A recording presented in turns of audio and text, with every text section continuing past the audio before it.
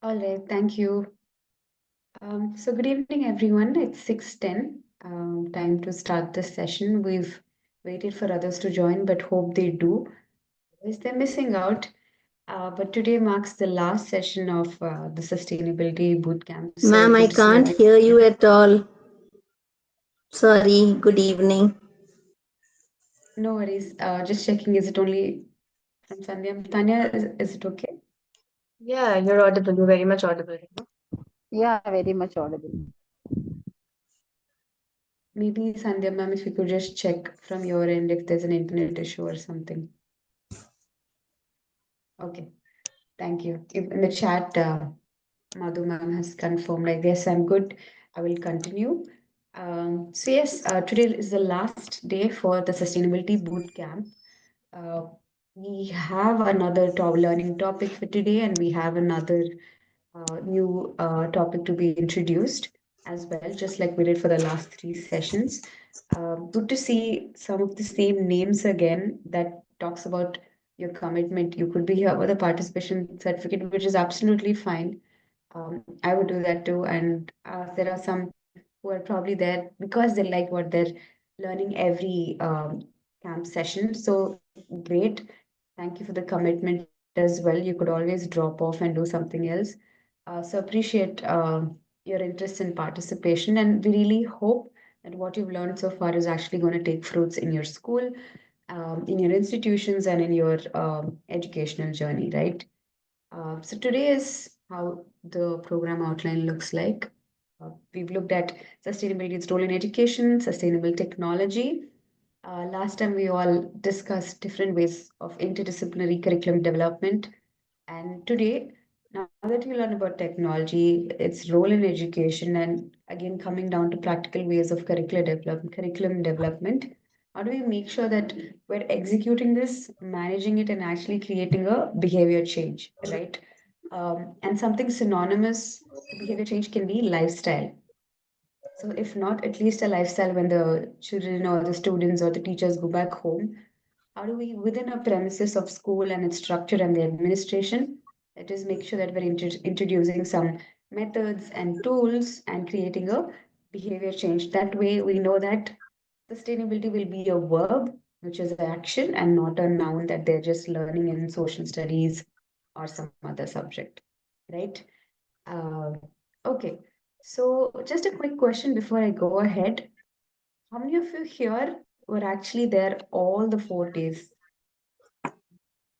You can raise your hand that WhatsApp feature. If you have your video on, raise your hand. But at least WhatsApp has a feature where you Yeah, can, yeah, I Shobna do remember Mohan, ma'am. some faces. Yeah, Sandhya, Shobna Mohan, Mr. Bazi. I remember all of you. Yeah, Jaya Lakshmi ma'am, Madhu Prakash. I doesn't mean others are not there, but I just happen to remember this name. Farhat Ali, yes. Anki Garg, all of them, right? And some of you have even submitted home assignment and have done great work. Yes, Shireen, Fatima, all of you. And must also underline not just the ones who have joined, but have also been actively participating, answering in the chat. Remat, ma'am, all of them. Or sir, I think Remat sir, yes, correct. And you have been actively participating also by answering. So great. So just a quick recap on all the topics we've covered. On the left, we have the main core topics, which is what I just said it, so I don't want to repeat it here. It's the same one, just to give you a glimpse. But on the right side, for each day, there was a new topic that was introduced, like, right? For the first day, as you can see, we have the plastic footprint, but I want you to tell me what did we cover for each day, one after the other. So what did we cover, the new learning topic on second day? Yes, Shalu ma'am, of course, you as well. So quick, everyone. What was the learning topic for the second day? No. No, go ahead. You can always unmute and talk or share it in the chat.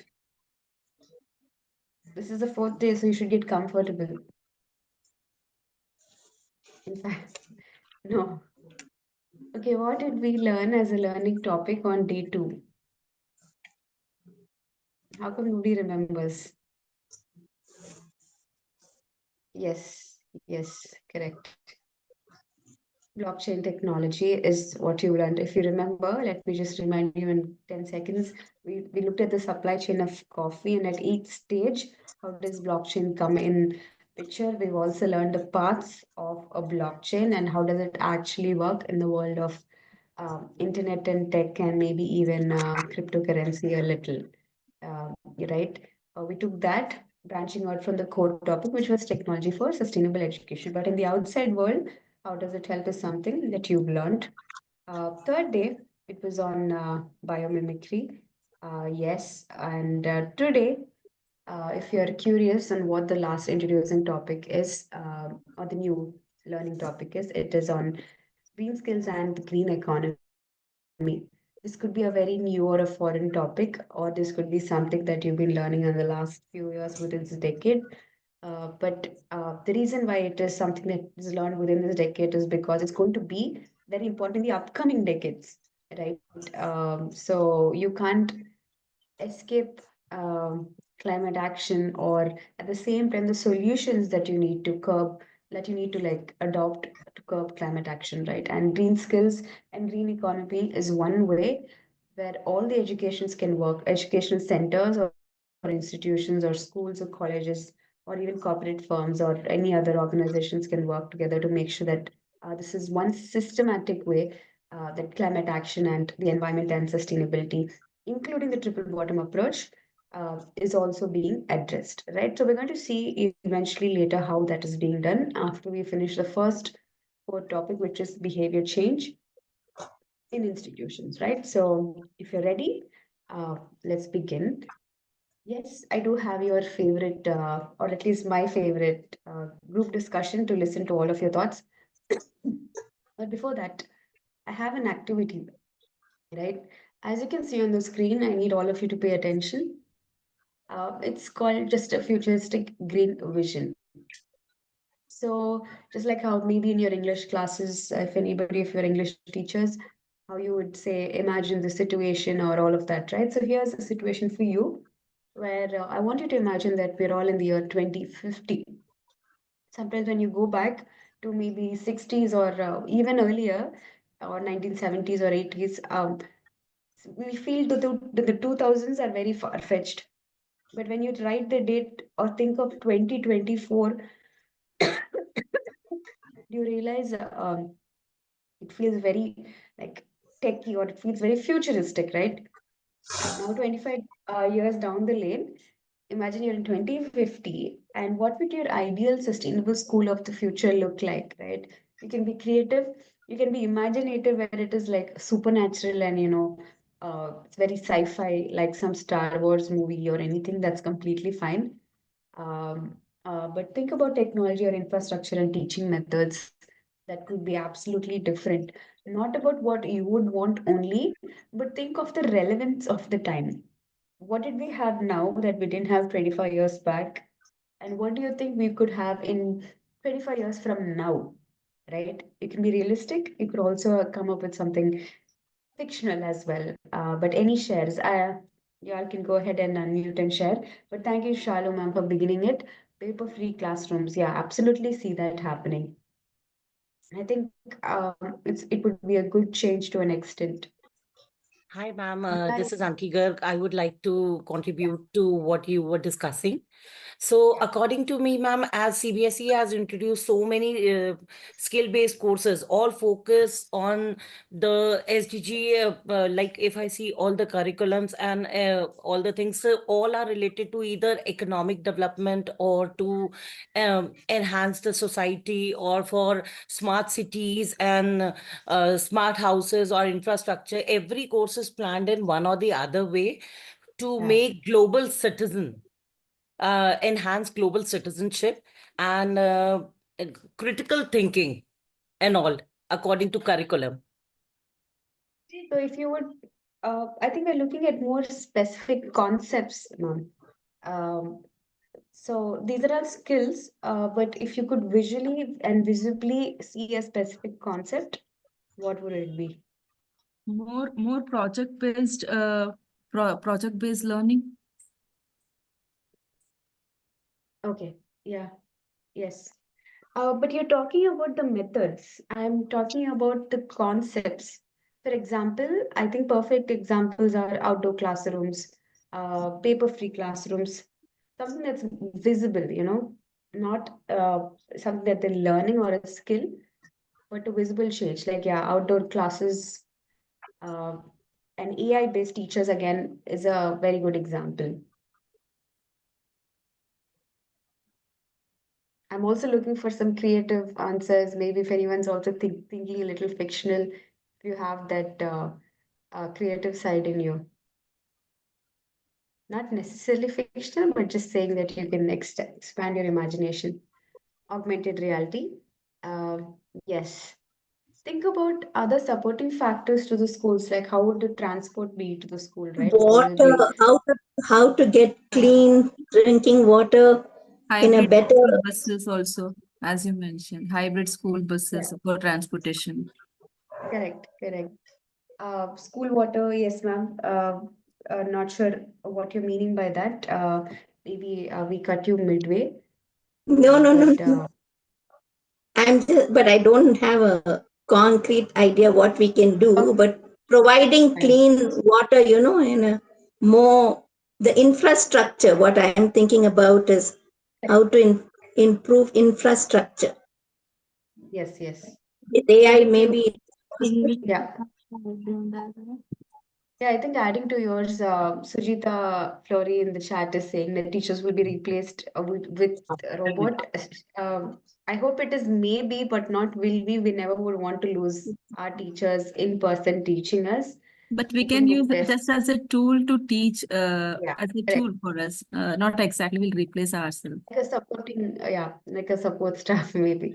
And I think even you was talking about hybrid buses for transportation. So Yeah. good. The Reema, point, ma'am, I have something to share.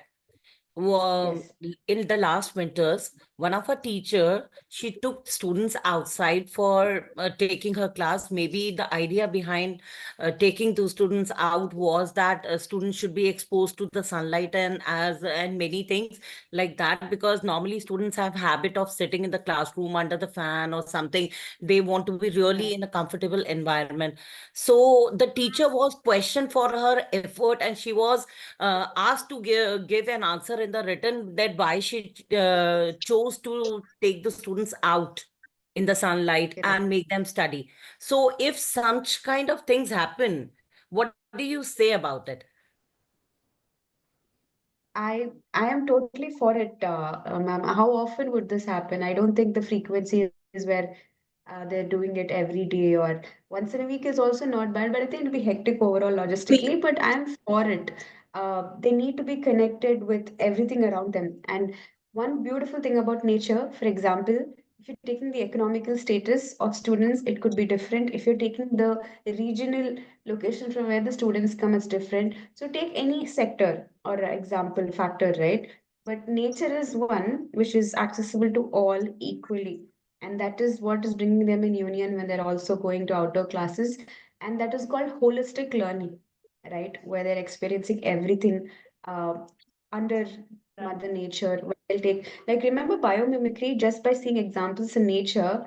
There was so much in architecture, there was so much in physics, in biology, sports, everything. So I think all the learning can happen outdoors as well, along with the core subjects. So Exactly, ma'am. definitely, Last time in the last meeting, you were asking some of the question, administrative and logistic question, like what are the yeah, constraints and the limitations we face. So this correct. was one of the limitation. Like if you try to do something, you are being questioned for the discipline and many things sometimes. So to I put an agree. idea in front of the principal or the administration is also one of the challenge, ma'am. Yes, yes. That's why I think I mean, they didn't point out this so much in detail, but I think it did come out that come yes, up that administrative barriers are also there. But finding the balance, like you can't come off too rebellious, but can you be someone who's a change maker, right? As a teacher, and like I said, maybe introduce, if it's too much beyond the hands, maybe introduce a sustainability policy. If your school doesn't have, you can be the teacher. Okay, Remat sir, as long as he was 10 years associated with the school, and while he was there, he made sure that he created an gave a sustainability policy to the school that the school still follows for the next 2 decades, right? So be that change maker who's doing introducing a new concept to the school, but loving the answers, all of that here. Yeah, Thank you. Rima ma'am, I would Interesting. just like to add one more point. Yeah, In the coming years, many of the things will be automated. Yeah, because of the AI. yeah, Because possibly. we cannot escape from this thing. AI will be impacting in all every field. Today, which we the technology applications which we are using are all weak AI.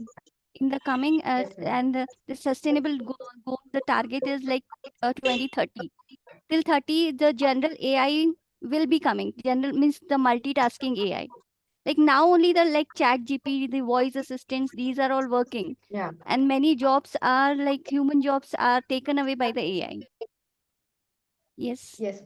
And for Absolutely. example, I can give the HR jobs. They Yeah. they collect the resumes and they find out the best one. That work can also be maybe AI will be Yeah. doing. They So can many, collect. in fact. Yes. Correct. Yeah. No, I So we agree. cannot escape Will the many new things, many creative job, as you said, absolutely not.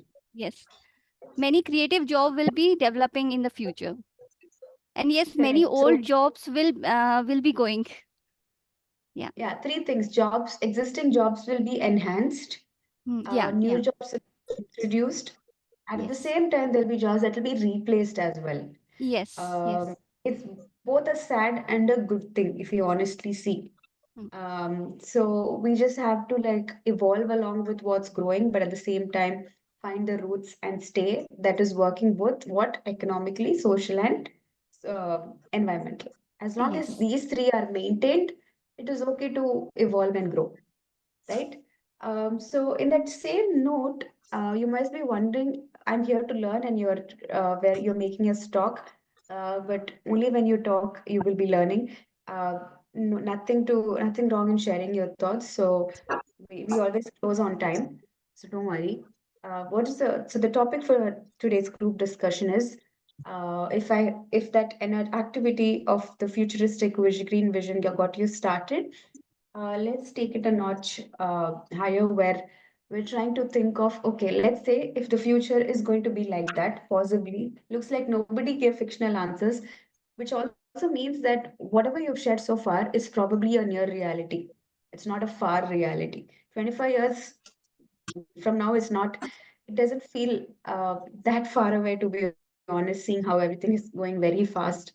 I mean, in terms of the progress, right? And then you can imagine what could happen in 25 years. If that's the case, how do we make them ready for then? Right? And things are only changing. They're getting bad as well. Climate action.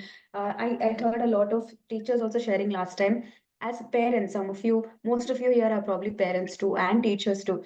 The kids are so technology dependent that, forget about us to find a balance. How do we make sure that in their upbringing and exposure they find a balance? So many things that are changing around us, from how we were growing up and how they are growing up, right? So what strategies work best to make sustainability sorry sustainability in students a personal and a daily commitment, right? And how can we impact this kind of education, sustainability education, to be measured in students' learning and behaviors? And can we set any benchmarks?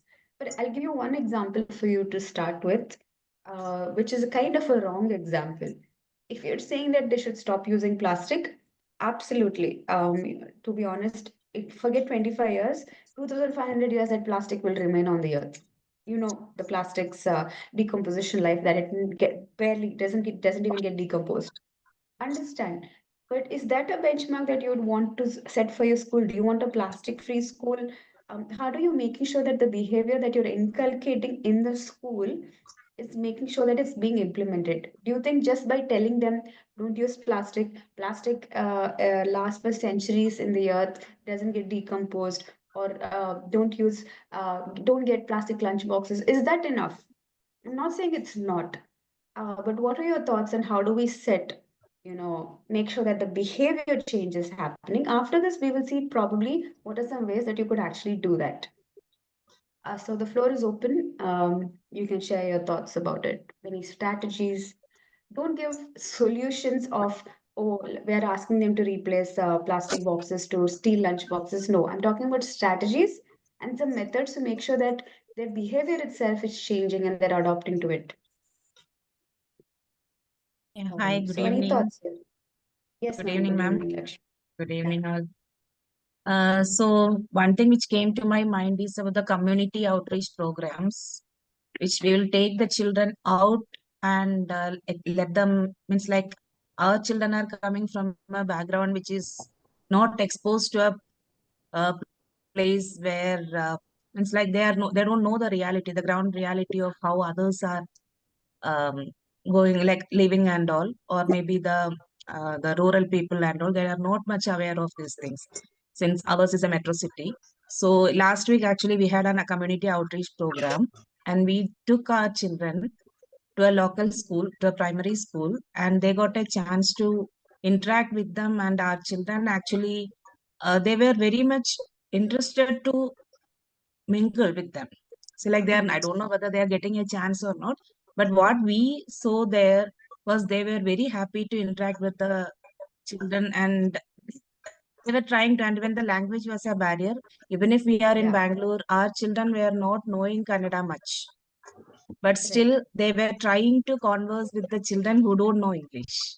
So actually it was very nice to see, and we were like, and finally they came up with a very good, but to say they were contented, like they were happy that okay, we got a Good to chance know. to meet them and Yeah, all. So the community outreach program, I think it's a very good method. At least one element of the sustainability is that, so children will get a chance to correct. understand what is happening around them, and they will understand the ground reality, and they will take an effort to make the other life better.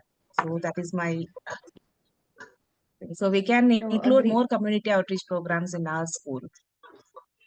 That is true. That is true. That's definitely a good strategy, and I think it also brought up reminds of what Anki ma'am was bringing up. So good.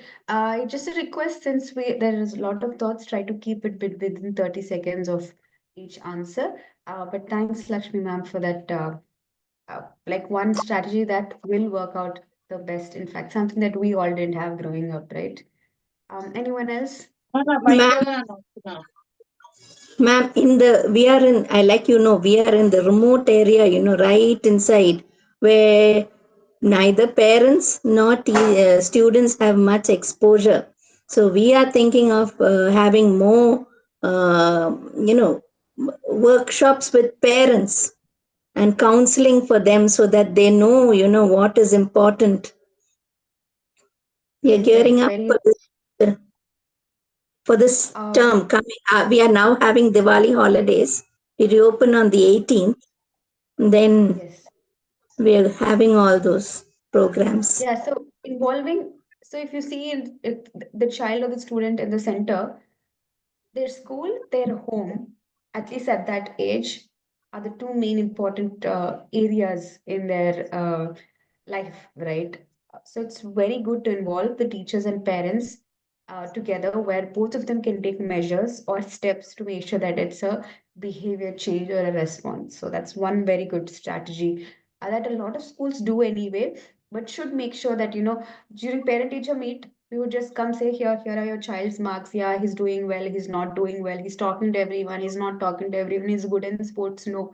But why don't we also include the sustainability benchmark if possible, right? Not sure how, but that's a good way to say that, oh, he's also, even in progress cards, right? When we write marks, apart from marks, we talk about, does he take initiative, tick, talks to everyone, tick, is friendly and approachable, tick.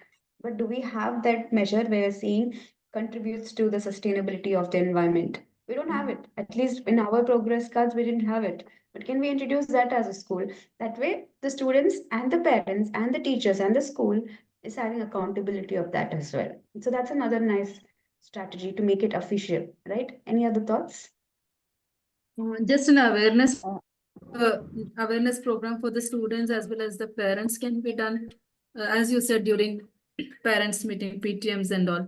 So every PTM we should have one SDG goal, one agenda, and we can give the Correct. awareness related to that particular SDG goal. Perfect. Absolutely agree, Miss Madhu. In fact, later in the next slide, a couple of slides, that is there as a point that will really help and important. Reema ma'am, hi, this is Anki. Uh, Yes. Ma'am, I was thinking of one of an idea. I don't know how good it is. I was thinking to put up a sustainability development classroom competition in which for class 8, now for class 8, where I was thinking that the children should make their class sustainable. So let it be Yeah. an inter-class competition and make their class sustainable. So they have to locate all the things that they can convert into sustainable things. So either like other than pointing out that this is plastic, you should change, this is this you let them identify themselves. This is the idea behind let them identify themselves. What can be replaced with the thing and let it be a competition. So maybe this kind of challenge to the when we say like children get motivated with the awards. So the awards can make them motivated towards the empathy and the like thinking towards this SDG goal. This is one of the thing I was thinking. How much it is good, I don't know, but I'm No, it's like good thinking of actually. implementing it. Ma'am, actually, we are practicing the same in the different fields, like ad making competitions we had. We had dance competition on SDG goal, like save environment kind, and many poster making. It's not like only our school, inter school, like group Ma'am, schools. that we are doing. All these we are doing. Even for the IT competitions or something, we are completely going Even on coding, yes, even SDGs. coding, But yes. particularly, I was saying, like, if you think about converting your classrooms, so there are so many things, if you really see in the classroom, which can be changed into eco-friendly things. So that the children identify themselves and work upon Yeah. it. So other Yes. than IT competition, I was thinking, like, if this could be a help just a Yeah, good competition idea, and ma'am. awareness based, like if we talk to parents we Correct. don't have any feedback that they really are working on it or something. It's an interaction. Yeah. And we can Correct. award them So as a I will, best classroom kind if they work yes, with that's us. right. I will have to pause here because we'll have to move on. But the same examples, if be it Anki ma'am, Madhu ma'am, or anybody, you can always give midway also because we're still going to continue with the same topic, and I will always need examples and answers. But at least I would like to underline the concept that Anki ma'am was also saying that about awards. Awards again, or the reward system is now you have to mute yourself. Okay, yeah. So awards and recognition, basically creating a reward system is also a good strategy, right? Where it's going to reinforce the good work, and that's one strategy that we're going to talk about here. In fact, and meanwhile, you can keep sharing examples. So here is we're going to go through a flow chart, right, to see how we can actually create behavior change in students and teachers. Just again, a reminder, I only see Sandhya ma'am and Mr. Bazi keeping the videos on. Today is the last session. It's good to put some efforts and show your interest by also turning on the videos if possible. Um, but yeah, there are eight steps here that we're going to discuss about of how we could bring about behavior change. It could be something that you've tried. It could be something that you're already doing. It could be something that you're learning or thinking for the first time. All three work here. But before I move on and show the eight, what could be the first step for behavior change? I want to see what you think as it for it to be a direction. What could be the first step for behavior change? First, we should change ourselves, like we should be the role model. Change from us. But if you know, now let's say we are all ready and we agree to this idea, and now we have to start inculcating it in students or schools. What would be the first step? We could see a change in their behavior, ma'am. Like they'll be implementing all those in their lifestyle. Right, right. But They'll for be able them to to make follow sure it. that they're trying to do it, I'm talking about a very specific method of yes. Ms. Anki was, I think she got the keyword, which is, and Mr. Bazi also said it correctly. It's awareness. It is awareness and education about something, regardless of whether they know. We all know, trust me, and I'm sure all of you will agree. Even when we were 5 year olds, right? All of us, like in this session, we know that plastic, or if not five, okay, let me make it 10. We must have somewhere heard that plastic is not good. When we were 15, we heard that. When we were 20, we heard that. When we were 25, 30, 40, we heard that. But how many of us actually took action on it in our childhood? We didn't bother, whatever we had. Of course, it is easy and economical. I completely agree. Whatever it is, I'm just giving an example. So again, you have to start from scratch, introduce that concept, awareness and education. If you're doing it, well and good. That's why I said if you're already doing it, well and good. But awareness and education first is the first thing. If I'm trying to go to a village and trying to share the gender disparity or create gender equality among the men and women there, even if I feel that they already know it, doesn't matter. I still have to create awareness about it. Even if it is about menstruation, where they're feeling like it's a taboo, I still have to create awareness and education. So it depends on, I'm not going to go through how you do awareness and how you educate them. That depends on your school. It could be through classrooms. We learned, right, curriculum development. It could be through that. It could be having a separate class on sustainability. We used to have EVS class and SUPW or social work class or crafts class and arts class like that. So, is the EVS class only theoretical where they're learning about environment or they're actually doing something, right? It depends on your own strategies for awareness and education, but that is the first and the foremost. Just sometimes it's so good that you don't even need the rest of the 7 steps for behavior change. Just by the right awareness and education, you could also see results in maybe 1 or 2 students because they've learned something, right? Now, second, interest and engagement. I'm not saying this is the holy grail or this is the only method that will bring behavior change, all these 8, but one way of looking at it is these 8 steps. Number 2 is interest and engagement. Okay, you have introduced them about topic. Let me take this program itself. Maybe in the first session you were very neutral about it. Some of you could have been curious and enjoying it. But the first one is we try to introduce some topics that may then maybe some of you were interested in feeling engaged, and that's why you wanted to come day 2 and day 3, right? That's a possibility. So that is why you need to also create an interest and engagement. How do you want to do it? Leaving to your choice. If we discuss each and every category of different ways, that will take forever. But maybe a couple of examples are like maybe Ms. Anki and others were saying, right? Create a reward system, maybe create an activity. If they're learning that in the classroom premises, it might be good enough. But if they actually go out and learn, okay, today we learned about the ecosystem, right? Let's actually go out and look at an ecosystem, the butterflies and the earthworms and the birds. Now that is more interesting. Or how do you create engagement by giving some good activities, things like that, right? So once you introduce and learn, create interest and engagement. Then setting goals, right? Okay, they're getting interested, they're getting engaged, but are you able to measure how much they're interested and how much they're engaged? Are you getting it? All right. Or so when you set goals, it will help you measure the awareness level. It will also help you understand if the method that you're trying is working, right? Because eventually you'll start measuring and executing those goals, right? So you can just teach, you can just create interest and engagement. But if you want to see results, it could be physical results, it could be even mental results of behavior change, then you have to start setting goals. For example, by the end of the year, can we as class 5A or can we as class 7, 7th class section A reduce maybe 10 kgs of plastic as a class. Right?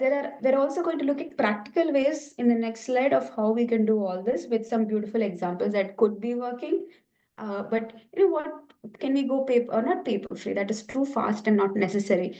But can we use the minimal amount of pen and pencils to discard to reduce the waste management? Whatever goal you want to set, we want to set a goal where once in a month at least we're having an outdoor class. So set goals that way you are sticking it and there is a discipline and you're also able to measure whether that method is working or not. Right. So the next one would be action and practice. So you're setting goals, but if it's not being acted and getting practice, then it will not become a habit. But again, it can't just by action and practice, it cannot directly become a habit. There are more steps in between, right? I don't know if there are any if there's a perfect real life example or habit, but I know some kids or teachers, or even in my family members, there are cousins who don't turn off the lights. uh, that is in a way it's become so habitual that it's there in their 30s or 40s, they still don't turn off the lights ever, ever. That is a very bad habit, and it has become habit because constantly you're turning off lights is something that you do probably 20 times a day. And because you're never doing it, it has never started. But who taught us to turn off the lights? Like, let's say if we're in 30s or 40s or 50s, even 60s doesn't matter. Why do we turn off lights now? Because we do it so often as a practice and action that sometimes even when we're leaving itself, our hand goes towards the switches. Yes or no? Right? So it has become a habit because it was a constant practice. So that's why when you set goals and when you act on it, it becomes a practice and eventually it becomes a habit. When you make it habits, they become a lifestyle. Agreed? Over time. So that is how you can bring behavior change right from now. So the fifth step would be reinforcement. What I mean by this is if like this 30-year-old or 40-year-old cousin of mine, that's a bad habit where they don't turn on the lights. But reinforcement, let's say if a 5-year-old is regularly making sure that they're turning off the lights, or somebody said, I think Madhu Prakash, others said that they don't bring plastic boxes, but they bring steel boxes. That's good. Over the time, if it's a habit, it doesn't need to be reinforced. But to make a habit, you need to reinforce it in the sense maybe give them a reward system. I appreciate it. Okay, remember that. Let's take a go example. Let's say, remember that by this annual year, by April, now today we're in November, half yearly is going to start, and then final exams. Let's say before you go to your summer vacation, let us say that we want to reduce 10 kgs of waste that your school could, sorry, that your class or this entire seventh grade can possibly produce. And then have some ways where you're actually showing action and practice. We'll discuss some methods in the next slide and then reinforce it. Okay. In January, we're going to have Pongal vacation. So before Pongal vacation, let us see how much plastic we have reduced and how much waste we have collected compared to last semester or last break.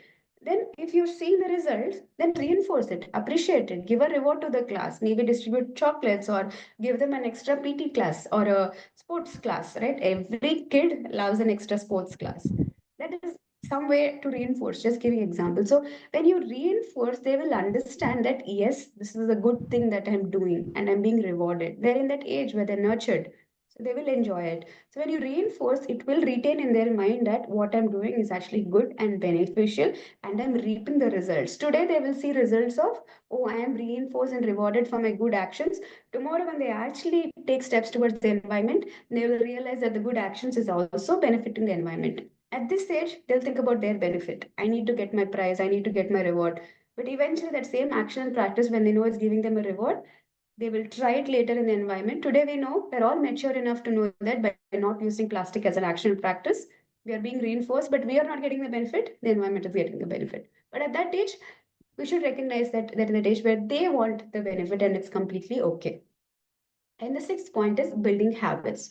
So that is when you set a goal, like from interest and engagement, and then it becomes an action practice. And then when you're reinforcing that this is a good thing, continue. This is a good thing, you'll be rewarded. Of course, it should not be transactional. In a way, take this program. You're interested, that's why you're joining. We're setting some goals, maybe you're trying some action practice. I don't know, but doesn't matter. But how are we reinforcing it? We're giving certificates. So some of you could be here only for the certificates. Like, let's speak facts. Some of you are here for both. Some of you, and that's absolutely good. You should be ambitious. But just saying, but giving certificates is one way to reinforce. Otherwise, we would have only 10 teachers joining. No certificate. Which teacher would want to join on a weekday after a hectic day of school to just to learn this? Very few, right? But if you're giving certificate, we're reinforcing it. So likewise, imagine as teachers, if you want it, then students will also want reinforcement. And that is where that cycle will become a habit, which will build habits that then they will go back to their homes as well. So the seventh one is long-term reflection, right? So remember, I said that habits turn to lifestyle, right? But before that, you can be it a good habit or a bad habit. You can make sure it's not a lifestyle by having a long-term reflection, right? I don't, this is an educational class, so we don't need to talk about bad habits, but you know how certain bad habits can lead to a lifestyle. We all know that. We're all adults. But let's talk about realistic educational examples.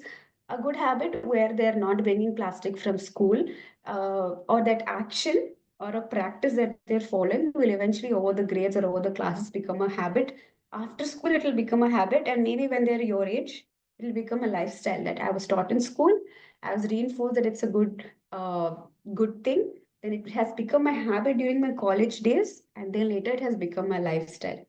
But for it to become a lifestyle, as long as in their school, make sure that there is a long-term reflection. You're teaching them about long-term impacts as well. What are the good and the bad benefits? So that whatever you're inculcating in the 7 steps, you should observe, is it becoming a habit or not? And how can you teach them some ways to reflect in the long term, like maybe in the triple bottom approach, right? I think I was using that when someone said, I think Ms. Vani was saying, right, how you cannot escape AI. It's both a good and bad thing. But as long as, in that case, in such situations of debate, remember it, economical, social, and environmental. As long as it's balancing these three, it is okay for us to be open minded.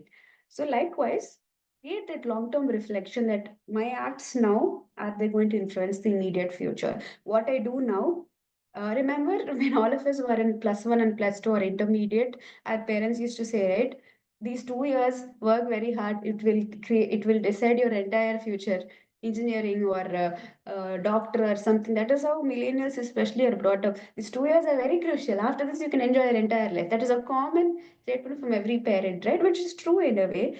So I'm just giving an example, right? So when they reflect on these habits and these practices, that when they learn that there is a long-term impact, be it in their career or habits or a lifestyle, that is when it will be sown and it will become a lifestyle. So if you see, this is how your intention should be to create a lifestyle. And every this 15 years with them, there's, I think they spend about 15 years, right, in this developing age in school.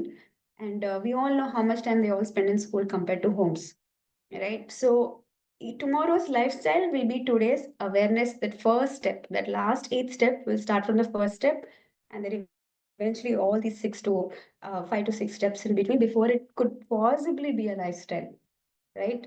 You all know if any of your teachers or your school has impacted you in any way, right? Taking a small example before we move on, if I did not participate in some co-curriculars or extracurriculars and only went to school to study, I would not be here confident enough to talk to teachers who are probably older than me too, joining from all the parts of the country. Because I participated in some extracurriculars and co-curriculars, it gave me some confidence. It gave me some basic communication skills. It gave me some uh, ways to interact and reduce some barriers that I could have. Now it's my lifestyle where I could just go out and talk. I'm not an extrovert, but at least I can go out and talk if it's a professional setting or a personal setting. It has become my, not a habit, but it has become natural for me where if I'm going to meet my relatives, I can take initiative and talk and create a warm environment.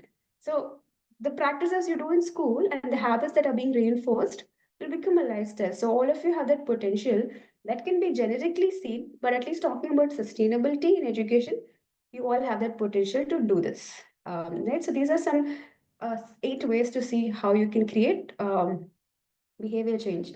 So now in this part, before we close this part by 7 o'clock, in the next 5 to 7 minutes, we'll talk about what are some actual specific ways, right? Like I said, this could be something that you're already doing, and I know some of you are doing because you've shared examples in the last 3 days, but some very nice creative ways. So this could actually help you in school, and you can try implementing all of this, right? So one is the Green Ambassador program.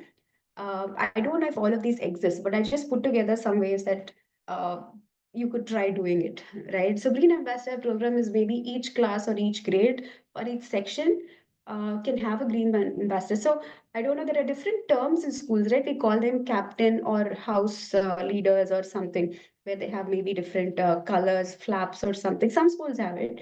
And that the house captain is there, or that whichever group, right? I'm talking, you got what I'm saying.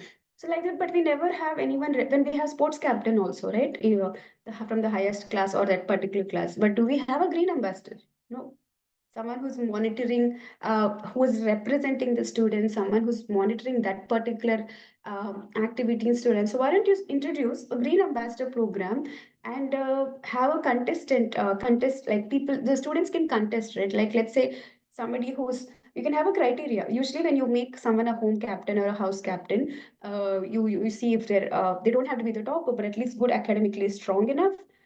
Should be a lead, should have leadership skills, should have people skills, all those basic skills, right? So, like that, how do you create a criteria or eligibility for a green ambassador?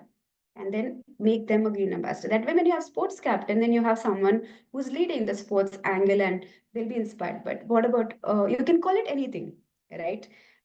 So that is one. And you can have a program for it, and then you can, if it doesn't have to be right from beginning, maybe at the end of the year or the end of the half yearly semester, you can have a green ambassador program where whoever is doing it well will be reinforced or rewarded for it. So that's a green ambassador program. Sustainability bingo is something where it's just a fun activity where you can create. I don't know if most of you might know this game bingo, right? Where it's similar to housey. You all know housey, or what is that called? There's another word for a housey. I forgot. Tambola. But tambola, Tambola. yes, very similar to that sustainability bingo.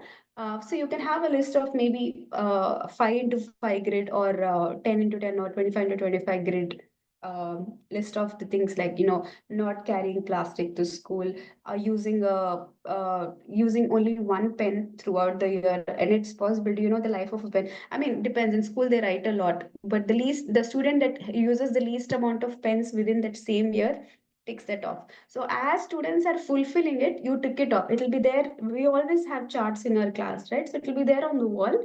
As they're fulfilling it, you can tick it off, not to see which individual is doing it, but maybe which section is meeting it. Like if you have 7A, 7B, 7C, you can have a sustainability bingo competition for this entire half yearly semester and put it on the wall, design it, and as each grade is fulfilling it, maybe at the end of half yearly year, whichever grade gets less amount of waste that you're collecting and showing, tick it off, and then see who is winning the sustainability bingo, right? Then waste free day challenge, as it explains, I don't need to go in detail. At that day onwards, see how much is it possible to not have waste produced that day. It could be even like in the canteen, or they're going and buying something and they're opening the wrapper, it is waste, right? So can they reuse something? In that case, they either have to get some alternatives for, instead of plastic, where it's like a paper packing, or if it is something else where they have to discard, can they reuse it? That way, it's not going to be waste. So create a waste-free day in your curriculum. That way, they can see that they're not um, uh, discarding waste at all. And if you tell them that even at home you should maintain it for that whole 24 hours, you should not produce waste, and it will become a habit even at their homes. The parents will also learn. And the fourth one, carbon footprint journal. This is a little complicated. It's not very easy. Maybe the higher classes can learn, but we learned about plastic footprint. It's a very similar concept of carbon footprint um, journal. So all of them can maintain maybe a yearly journal to see how much carbon footprint their school is producing. To measure individually at a school level is difficult.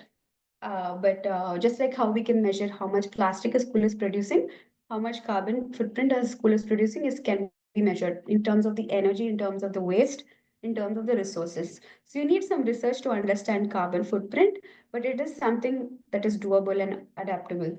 And then sustainable classroom supply swap. This is interesting and maybe similar to a couple of other examples that are coming up here. Right? You can have a box. This is simple but effective, where they'll visibly see the results. You can have a box, ask all the students to get some, used pens, colors, crayons. Sometimes we have those, no, all of us in childhood or young age, where we have those crayons that are broken, and sometimes we don't use, and then we want a new one, and they'll just stay there. But instead, if you're not using it, bring it to school, bring it to class. Now if you're in 8th class and you're feeling too young, sorry, too old and mature and cool to not use these crayons that you were using when you were 4th class, bring them, right? Maybe put them in the 4th class box. So why not each class has a small box where some reused or existing or half used stationery is at home that you're not using anymore. Go put it in that box that each class can use. If you feel this crayons it can be useful for 3rd class children, go put it in that box. And whatever extra pens everybody is just extra lying, put it in that box. When somebody doesn't forgets a pen, they can just take it. And it's also a visible reminder that this is amount of stationery and possible plastic potential waste that they could be discarding eventually once they use it. right? So if you're not using the stationery, go give that fourth class. That way, if each class has a box, people can just keep filling it. That way, the waste at home is reduced, it is reused, and again, everybody, there's a community feeling to do environmental changes together. And which is similar to the DIY recycling station in the ninth point. This is just an example for stationery. You can think of anything also. Remember those unused books. Sometimes we buy books, notebooks in school, but students don't finish them or write them. Those can also be bought for the DIY recycling station. Right. So sixth one is sustainability vision board. Have that, remember in that activity, that futuristic green vision? Can you create one vision that, what is our vision for our ninth class for this whole year?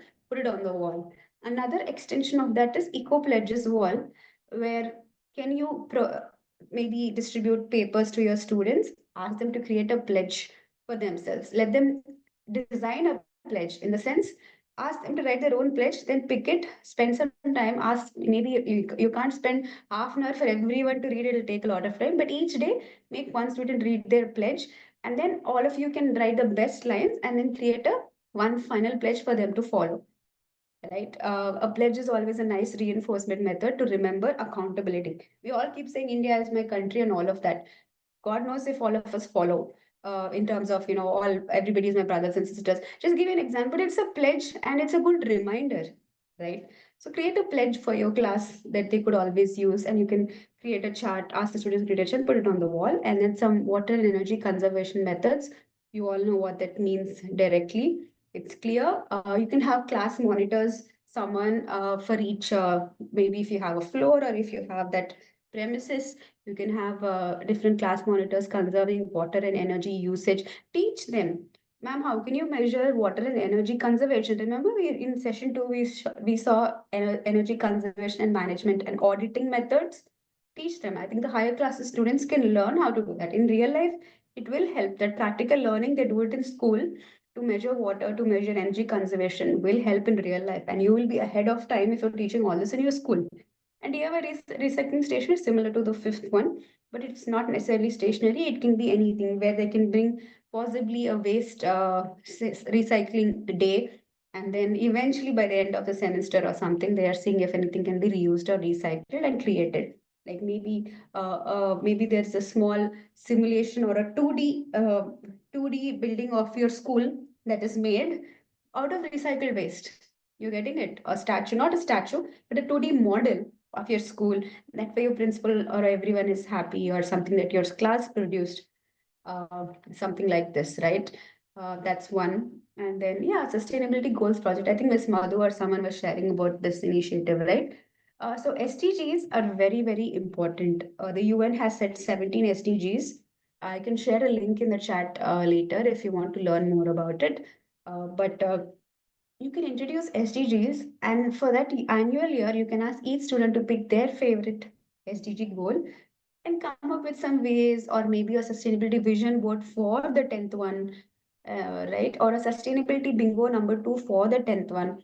So different ways of how you can experiment and do all these together. But these are some good 10 methods or ways to take action for behavior, right? So that's about the first part of the learning, and it is 7-3. So we'll move on to the second part. But any thoughts here? Is anyone already doing this? Don't explain the whole thing, but just want to know. I'm pretty sure. But any thoughts here? Would anyone like to add anything? Something that you're doing? Any feedback of how it is working or not? If you've tried it. Well, Okay, few, ma'am, but excuse me. yes, I can hear you. Go ahead. Yeah, ma'am. Yeah, it is being observed by by myself, in my class, that I have told you that they are using steel boxes and steel water bottles.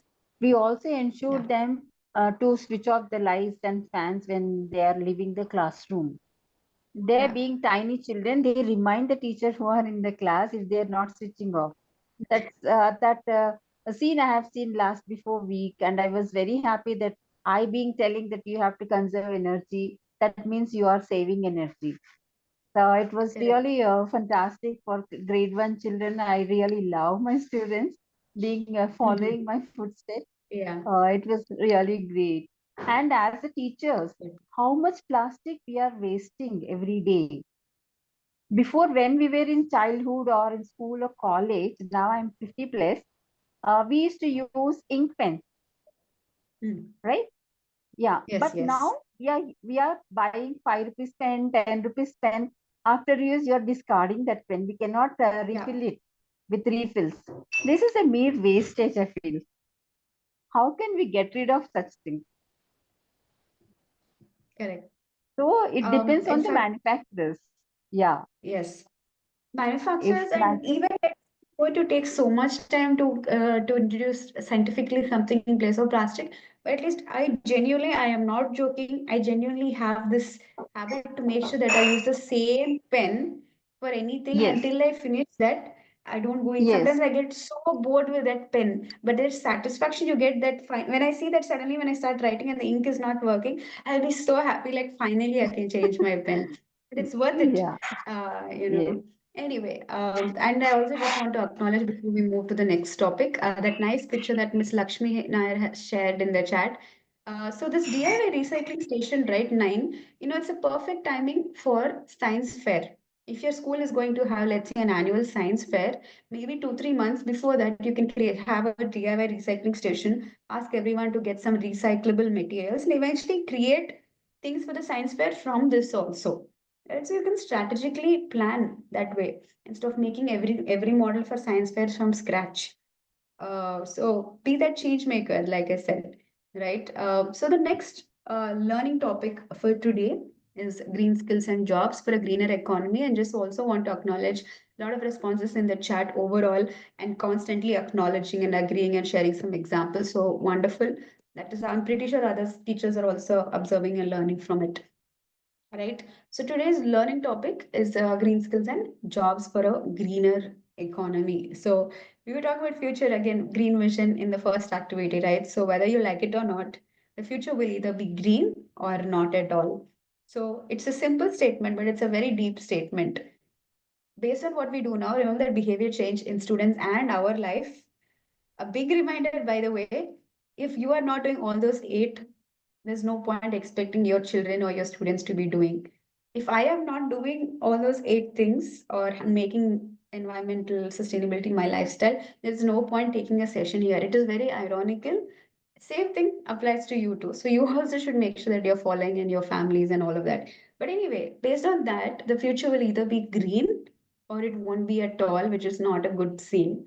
Right. So that's a very good deep statement, and that depends on us. So eventually, if you see, uh, you probably would have heard of this term green skills or green jobs or greener economy. But I'm just here to kind of dissect it and simplify it for you in the in the most simplest way possible in a nutshell. Right. So these are some essential skills that are needed, be it in the production, in the manufacturing, the services, in any way that will actually align with climate change and the environmental regulations. And the word dynamic economy is very important because you know how economy is changing, and especially after COVID, it has changed in a very crazy way, right? But in that case, how do we still, be it the manufacturing, be it the services, be it the lifestyle, be it anything, right? How do we still align to the requirements of climate change and the environmental regulations? Those skills are green skills, which will help you do anything in a manner that will be aligning to climate change, right? So it could be in various fields, as you see in the second line. It could be in the form of knowledge, values, the attitudes that are crucial to address these issues. So we look at some green skills, but before I show, you know what, I'll just I forgot this was there. Yes, look at the definitions, and then I will show you some examples of green skills. Um, so on the right, if you're wondering, okay, I understood a basic context, but if you see some good official definitions, there are green skills, there are green jobs, there are greening jobs, greening potential jobs, and so on. But all these exist. We're not trying to sound fancy by, painting everything green. But green skills are those that enable the environmental sustainability of economic activities. Green jobs are something Without green skills, you cannot have green jobs. So why are we talking green jobs at student level as teachers, right? But tomorrow, if they have green skills now, at least in the higher classes, they are potentially going to have green jobs. And in the and in the upcoming few slides, you will see the potential of green jobs and skills for a greener economy. Just a small, point here.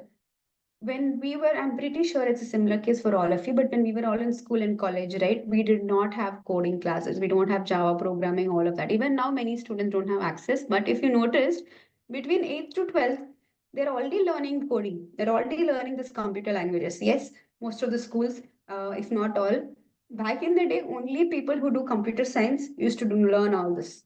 Now, even the 8th to 12th graders are learning. Why? Because it's become the need. Computer science has become the need of the hour. Coding, everything is becoming technology dependent.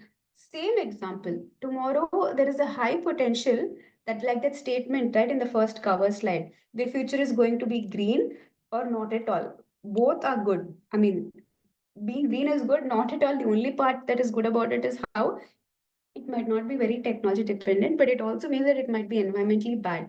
But the point here is because it's going to be, if not green, but it will be so much that you have to make sure that the economy is green, then you need to learn green skills and green jobs, right? So that's what it is about. But if you learn green skills, eventually you learn green jobs. If you get green jobs and work in that area, you make sure that the economy is green. So not trying to force that green jobs are the way, but that they have a high potential. And nobody's talking about this. Very few schools are talking about this, right? And but there's also an interesting category if you see in the lower picture, which is non-green jobs. So those are those that do not require green skills to be performed, and they exist, and it's absolutely fine. It's not a sin to do a job that is non-green, but there are jobs like that too. I'm not able to get a clear example right away, but there are so many jobs that are non-green that we do. And green talent is something that if you've associated anything with green skills or anything related to green jobs, then you have a green talent, and that's what the corporate to observe and understand. There's also a gray area between how is this whole concept of green economy being exploited as well. But let's not talk about the negatives now, because we're here to learn. So before I show a list of not just the green skills, but the fastest growing and most interesting or something that's actually working out in the list of green skills, what do you think are some examples of green skills? Would anyone like to share in the chat or verbally? Just the name, don't explain. It will get late otherwise. Or you can mention in the chat as well. If you know an example of green skill, share. Or if you want to guess that is this a green skill, yes, waste management, agreed. It is technically a green skill. Anything else? Transportation green vehicle is probably a green method, but it's not a skill. Now, designing for green infrastructure is a skill, but transportation is a method, not a skill. Forest preservation, yes, in a way, correct. Yeah, so keep it coming. While at it, let me show you a list. So the fastest growing green skills overall are this, but in the same process, you will also see some green skills that are there. So it is different areas, right? If you see on the left side in the big green part, forget the graph for now, but look at the part on the left: pollution prevention, waste prevention, renewable energy generation, energy management, which we spoke about, ecosystem management, sustainable education. Can you see in the left side last part, sustainable education? That is what we are doing, right? We're talking about sustainable education. So we're part of this green economy. We're contributing to it in a way. Sustainability research, environmental auditing, policy, environmental policy. We spoke about schools having a sustainability policy. So all these are areas of green skills. Now let me give you a practical example. I might be a finance, like somebody in our families works for a bank or works in the finance field, possibly. It's common, right? Getting a bank job and all, which is good. Back in the day, it was considered a good one. People have to write exams for it and get a job in a bank. But where is financial learning for environment? Have you ever heard of a course or a job where I am doing environmental finance? No. right? I work, my skill is environmental auditing, right? Like the income tax or any other, many other, there are many firms that do the auditing process. There are many CA chartered accountants who do auditing for companies. But have you ever heard of environmental auditing? You probably heard, but I'm just saying it's rare, right? That's the point. So in the future, environmental auditing will become important. In the future, environmental finance, how are companies, how are schools, how are institutions managing the environment and the financial aspect of it is going to become important. Sustainable education will become important. And we saw its importance already now. Just imagine 10, 20 years later. Imagine, remember that first activity 2050. All of these skills will become very relevant, very important, and very existing in the near future. It could be because it's naturally evolving, or also because we won't have a choice. Remember the statement, future will be green or not at all. If it is not green at all, then we have to depend on these skills to make it green. If it is green, then naturally these skills will be adopted, right? Because if that's what you're, that is what is there around you, you will be creating the need and then the jobs and the skills to learn for the jobs. Are you getting it? So if the future is green, these will be important. If the future is not green, also they'll be important because you have to create a green economy.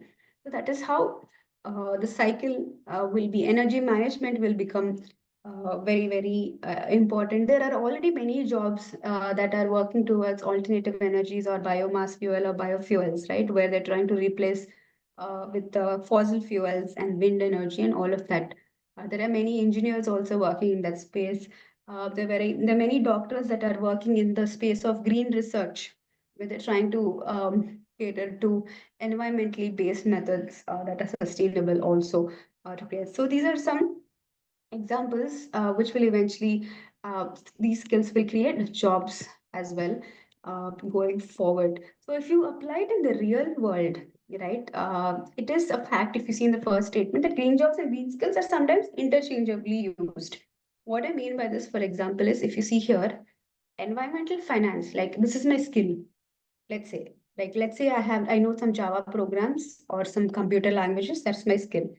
But because I know that, that will become my job also. It just simply means that if I know the skill of environmental finance, and if I learned this course of environmental finance, let's say in Tata Institute of Social Sciences, then my job role also could be environmental finance. Like I take care of environmental finance for the United Nations. Are you getting it? So that is a potential space, and it's important to learn from now, where you're inculcating all these slow concepts into your school, because in the future, let's not create kids. I don't know if hands will go up, but I'm pretty sure I feel 50% of us sometimes didn't know what to do in our careers, especially when we were 16 or 17. At least I was that girl when I was 16 or 17. I was so confused what to do in life or which career to choose, right? But let's not create such students from our school. Let us introduce all these concepts, but they will learn it in real if they learn about environmental auditing or energy management in school, because these skills will be in the immediate future, right? You never thought computer skills will be taught in school, but they are taught, right? So on the right side, if you see, these are some areas where green skills will actually, or green jobs will actually be applied, right? In sustainability research, in health and safety, I think I saw it in the chat too. Somebody was talking about health and safety, some energy management, all of that we just saw. So in real life also, these skills will be applicable, right? Ecosystem management. And remember, when I say ecosystem management, do I mean only the environment? No. Take that supply chain management. Remember, we saw that example of coffee from where it is produced to its reaching the customer. There are so many processes, right? Selecting the coffee, the processing it, the filtering it, the shipping, then getting the equipment, and then reaching the business area, and then creating a business model, and then what should be the price, and then selling it to the consumer. So even that is an ecosystem. Ecosystem is no longer only the nature of earthworms and butterflies and birds and then some cat. No, ecosystem is everything. Our school is an ecosystem. 1MNB is an ecosystem. IPM is an ecosystem. So ecosystem management, but trying to apply the triple bottom approach becomes very crucial. Health and safety. How do you apply the triple bottom approach in health and safety? All this will be very essential in the immediate future. So here's a small homework right away. If you know it, please answer. If not, find out. Do you know the father of Meenakshi? green rev? I think you're right. Yes, it is. He's a Padma Shri, Padma Bhushan, and a Padma Vibhushan awardee. He is the father of Green Revolution in India. Sorry, I think that's a small typing error. But father of Green Revolution in India is. That's very right, Mr. Bazi. So he Dr. Anna introduced such role Swaminathan. models. Yes, talk about them in schools. Tell about why is he the green father of green revolution. We know the father of India, father of this, and father of that, father of botany. Are we talking about father of green revolution, right? These are some role models we need to be introducing as well. And the last part in this green skills and green jobs is green economy, right? And I will play this video that in a very simple way explains what green economy is. It's very important to understand what green economy is because you need to come backwards. Only when you realize that the economy needs to be green, you will need green jobs. And only when you need green jobs and when there's a need, you will need to learn green skills. Right? It comes backwards. So watch this video. Please let me know if the audio is not clear.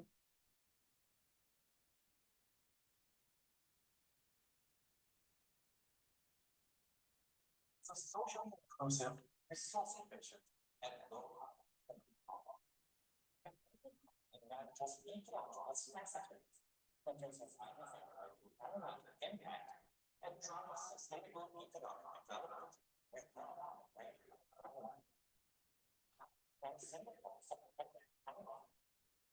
First, let's take a look at the green fintech industry.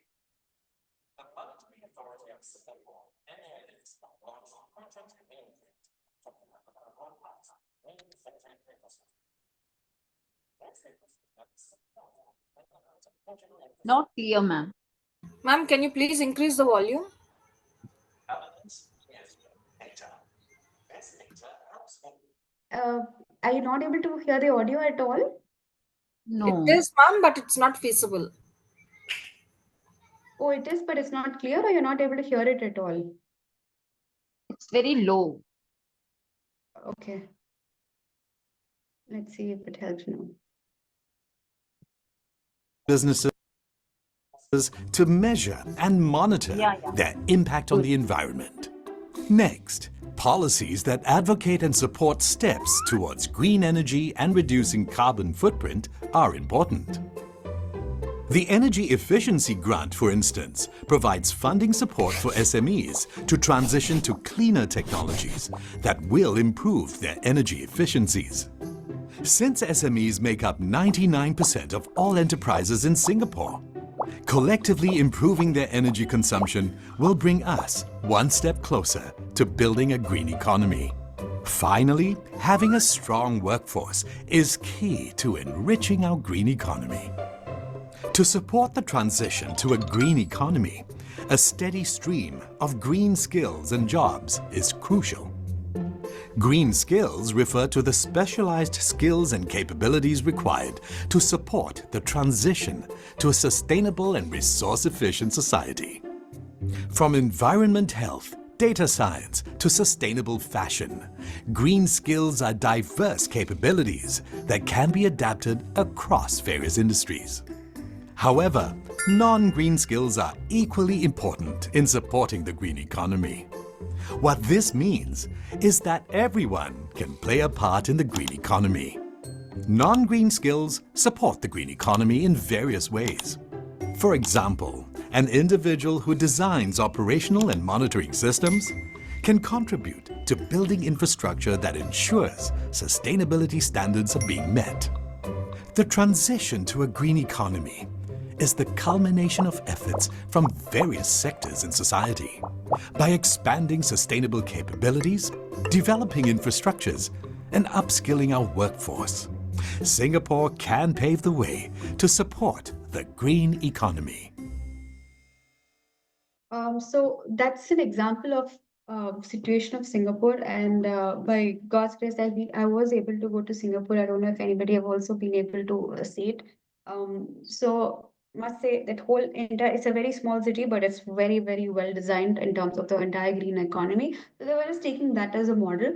But if you see every aspect around them, be it the economy, be it the technology, be it the environment, be it the health system, and all of that happens to come under green economy, right? So here are some ways To if you see an example, how do you make sure that an economy is green? Like take for example, uh, just your own regional place, right? Wherever you're from. Like I told you, I'm from Andhra Pradesh.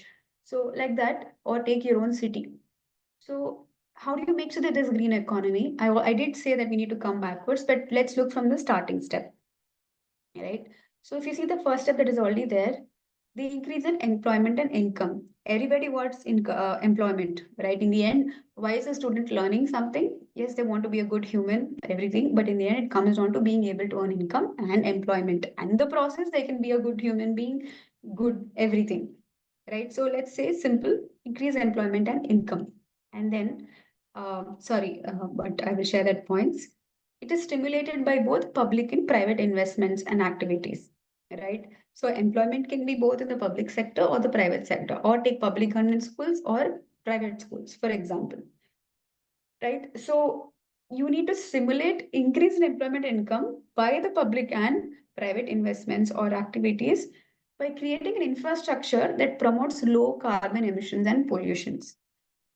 Why do I have to explain why public and private sectors, be it anything, be it health systems, or be it education systems, or be it corporate systems, or be it the industries or the politics, we all know it is very important for all of them to be environmentally and economically and socially sustaining, right? So we don't need to be repeating that. So if that infrastructure for all these sectors is created in such a way where it will promote lower carbon emissions and pollution, then that way you're able to enhance the energy and the resources efficiency. So that way it protects the biodiversity ecosystems.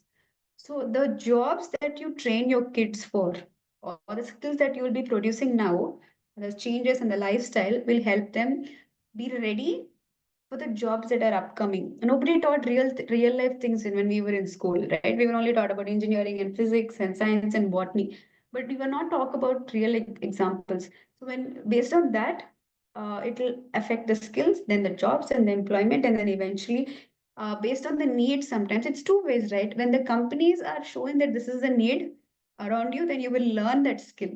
But sometimes when if this is the skill that is available all around them, then the companies itself will hire you or take you and create a necessity for an opportunity for you, right?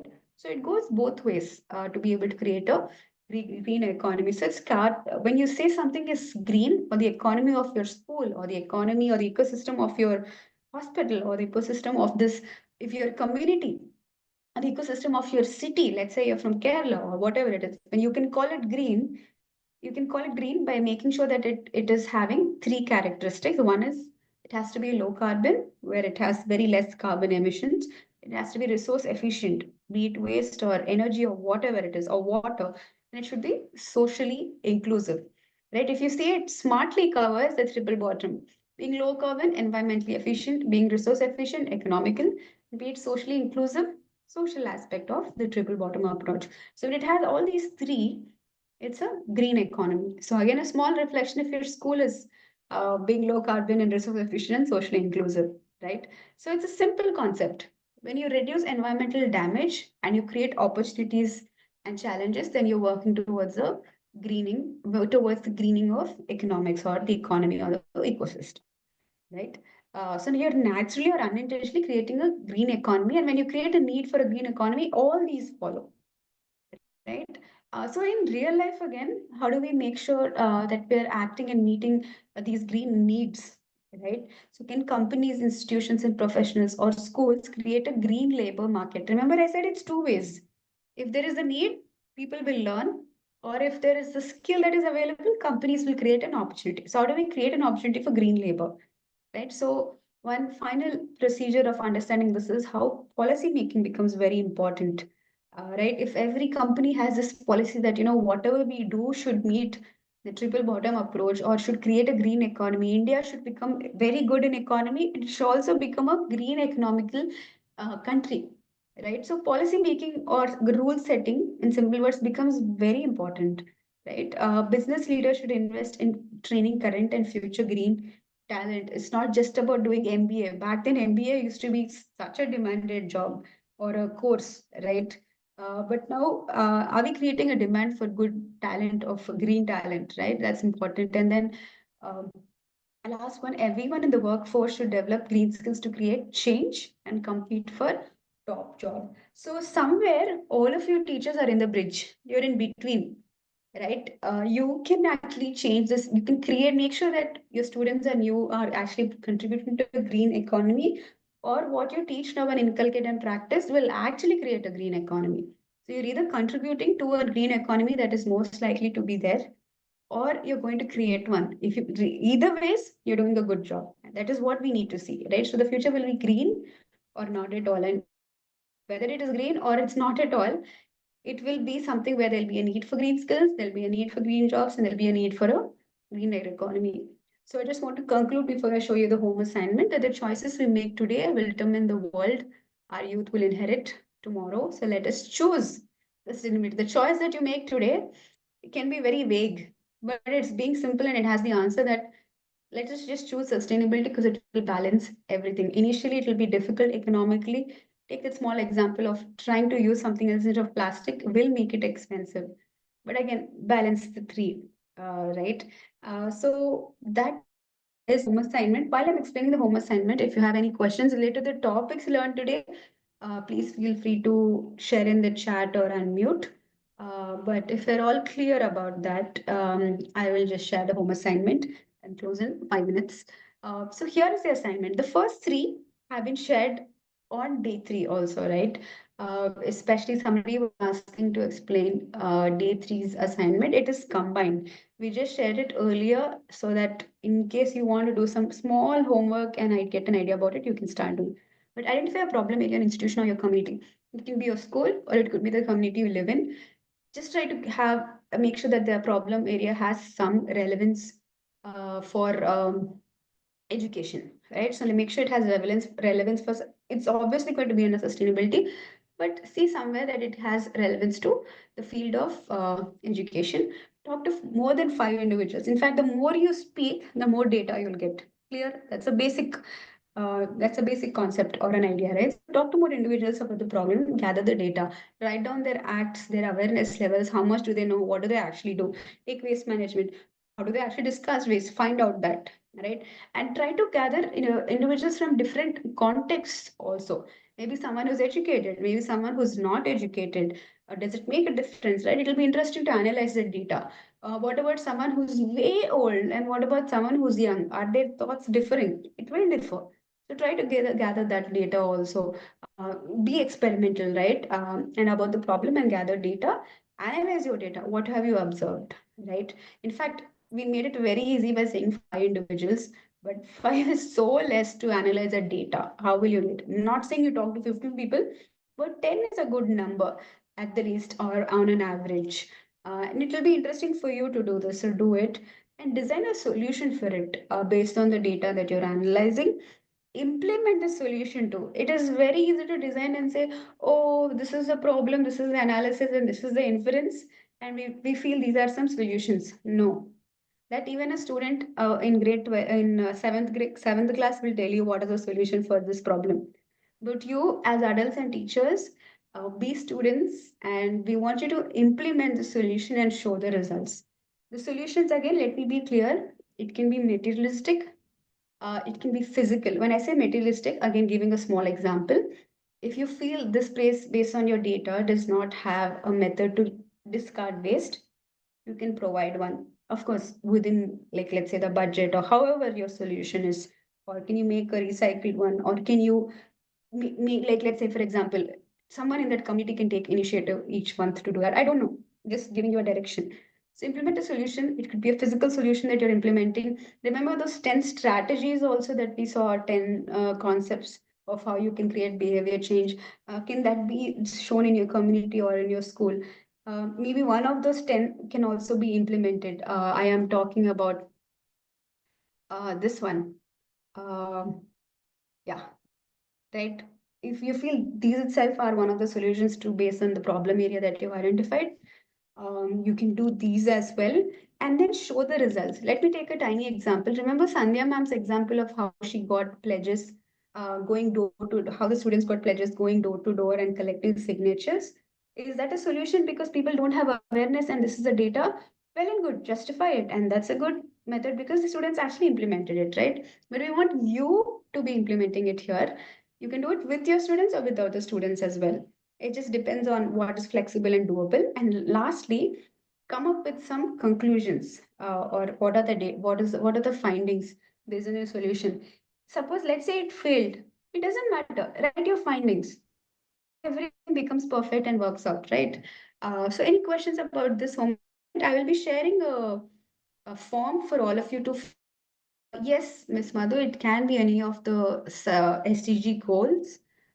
There are smart ways to also create surveys and send and gather data, but try talking to people that way. Just in a small way, you're also spreading awareness. So I'll create a feedback form. It is mandatory. I see 34 of you. So without me and Tanya, I think there are 32 of you. I'm assuming we'll get 32 submissions genuinely because if you don't have 32 submissions, then you won't get 32 certificates. I hope you got what I mean that only if you submit the home assignment, you will get the certificate, right? Things don't come easy, and reinforcement will come with some action. Remember those steps. So do this. There is enough time. You need to be submitting by Friday. So there is enough time to work on this if you balance it well. Can you do it in teams? You may. In that case, the expectation will go high. And you have to clearly mention who is doing which role. In that case, we can't say Lakshmi ma'am cannot do for all four and then the other four also get a certificate. It's not fair. You wouldn't like it if your group is doing it. In like let's say a student group is doing it, right? So make sure that the roles are divided if at all you're doing it in teams. And but then in that case, the expectation of the solutions will go high because a group of five can do a lot, right? Yes, Ms. Shobana, the participation certificate will be given after you submit the home assignment. So the following week, after you have submitted the home assignment, we will mail all of that. We're anyway going to collect data for in the feedback form. You will see it. Let me just quickly share the feedback form, and that way, if you have any questions, you can ask. But any questions meanwhile, while I'm just pulling out the feedback form link for you.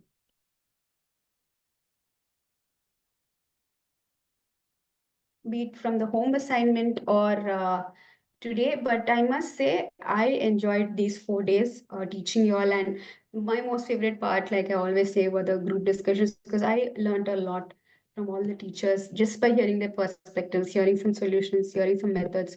So I hope these 4 days were also a good learning experience. And the time that you spared apart from your daily life was worth it and something learning. Please share your thoughts in the feedback form and we will share uh, all the details that we would need from you so that we can also get some data and at the same time provide a certificate as well. Okay. So any questions, any thoughts? Would anyone like to share a verbal feedback of not to me, but what have you learned? Something that made you do anything differently? Yeah. I've shared a feedback form. Please save it because that is where you will be submitting the assignment. So if you don't have it, we will not know where to whom to give the certificate. So I've just shared the link, Mr. Sudeep. Ma'am, it's saying to we need permission to access it. Oh, okay. Yes, Me. yeah, Fix for it. me also it's doing the same. We need permission to submit. Okay. Yeah. Let me fix the same.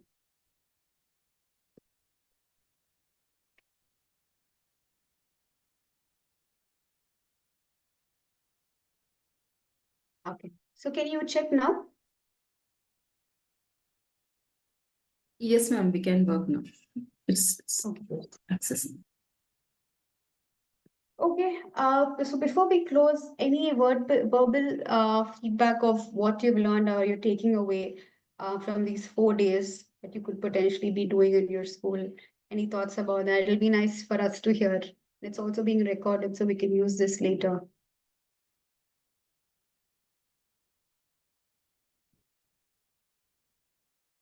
I will also share a link of something where there is green skill report that you could save. I'll share it in the chat. You could read it later. Miss Suma, the attendance itself will be the feedback form. So after you fill the feedback form, that will itself confirm the attendance, and you submitting the assignment will confirm that that you will be getting the certificate. And my friend here and colleague here has also taken screenshots of those who joined. So we can't give certificates for those who didn't join. So that way we have that data as well with us. Yes, thank you. Okay, that's about it. But it's a real request. First, do fill the feedback form and do the home assignment. And you have time till Friday. All the details and the instructions are there in the feedback form. If you have any questions, ask right now. If not, this is it. This is the first time we're doing the sustainability boot camps for all the teachers and educators. So hope you liked what you've learned each and every session, and it'll all be worth it and fruitful if you're able to go and implement this in schools and reinforce it, make it a habit and make it a lifestyle both for you and the students, and then eventually connect all of that towards contributing to a greener economy in the near future. So thank you so much, everyone. It was wonderful. It was my privilege to be, inculcating knowledge and imparting awareness to all the respectable teachers out there joining from different places. So all the best and take care. Thank you, ma'am. It was wonderful, Thank you. We learned so much. And we My hope to pleasure. Thank you. implement all that we've learned. God bless.